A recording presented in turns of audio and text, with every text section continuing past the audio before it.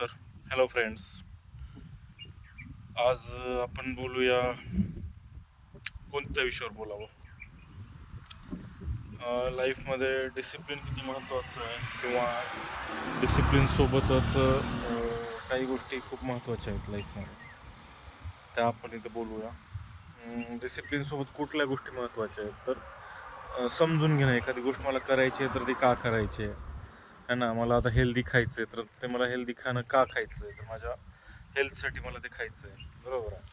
Protein घ्यायचे तर मला का घ्यायचे प्रोटीन, ह्या गोष्टी आपण खूप डीपली समजून घेतल्या पाहिजेत मित्रांनो, तरच आपण त्या फॉलो करू शकू. आणि फॉलो म्हणजे असं करावं लागतं असं नाही राहत मग ते, मग ते फॉलो ऑटोमॅटिकली होत जातं आपल्याकडून, असं आहे. एखादी गोष्ट जर तुम्ही समजून घेतली की आता जंक फूड खाणं चुकीचं आहे, हे माहीत असतं, प्रत्येकाला माहीत असतं की बाबा जंक फूड खाणं चुकीचं आहे, पण मॅक्झिमम लोक ते सोडू नाही शकत. का नाही सोडू शकत तर ते त्यांनी चांगलं खाऊन नसतं बघितलेलं, किंवा खाल्लं तरी ते काय करतात, थोडे दिवस खातात चांगलं आणि नंतर परत जंक फूड चालू करतात, किंवा ते डीपली स्वतःच्या शरीरावरती ते एक्सपेरिमेंट नाही करत है ना, म्हणून ते सोडून देतात मध्येच चांगलं खाणं.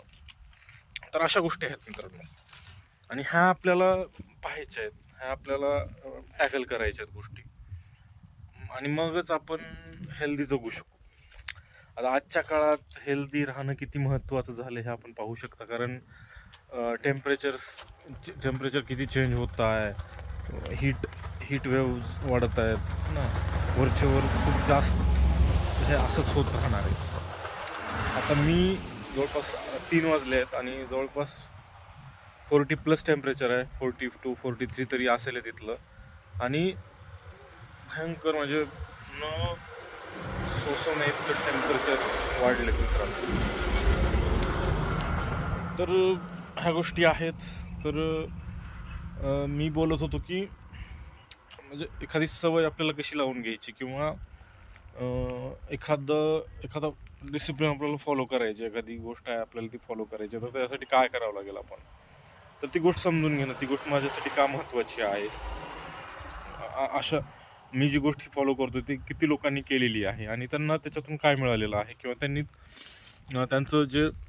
त्यांची जी लाईफ आहे ती कशी बदललेली आहे, किती कशी सुधारवली आहे त्यांची लाईफ, हे आपल्याला इथून म्हणजे आपण त्यांच्याकडून समजून घेऊ शकतो, किंवा आपण त्यांना डीपली एकदम पाहू शकू.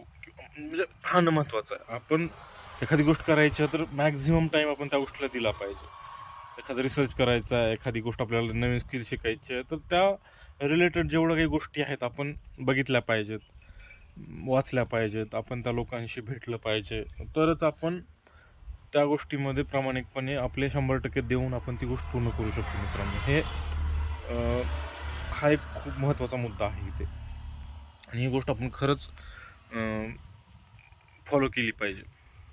आता माझं जर सांगायचं म्हणलं तर म्हणजे आता मी जॉब करतोय, तर मी जॉबसोबत माझ्या काही काही गोष्टी मी फॉलो करतोय, जसं की एखादी इन्स्ट्रुमेंट शिकणं, आणि ते मी शिकतोय, गिटार शिकतोय मी, नवीन माहिती घेणं, AIचा कसा आपण चांगल्या पद्धतीने वापर करू शकतो, हे आपल्या डेली लाईफमध्ये आपल्याला नवीन गोष्टी शिकण्यासाठी आपण AIचा कसा वापर करू शकतो हे मी शिकतोय, आणि अशा हळूहळू हळूहळू गोष्टी आपण शिकत राहू शकतो, शिकू शकतो.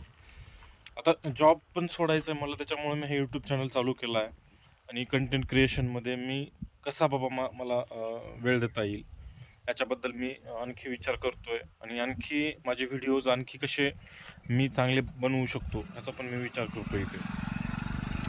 आणि एक गोष्ट आहे की बाबा आपण लाज सोडली पाहिजे, आपण लाजून कुठली गोष्ट नाही केली पाहिजे, आपल्याला जे करायचं ते करायचं आहे. मग भले लोक नावं ठेवतील, काय म्हणतील, त्याचं काही मॅटर नाही करत मित्रांनो त्या गोष्टी. त्याच्यामुळे तुम्ही ही गोष्ट समजून घ्या.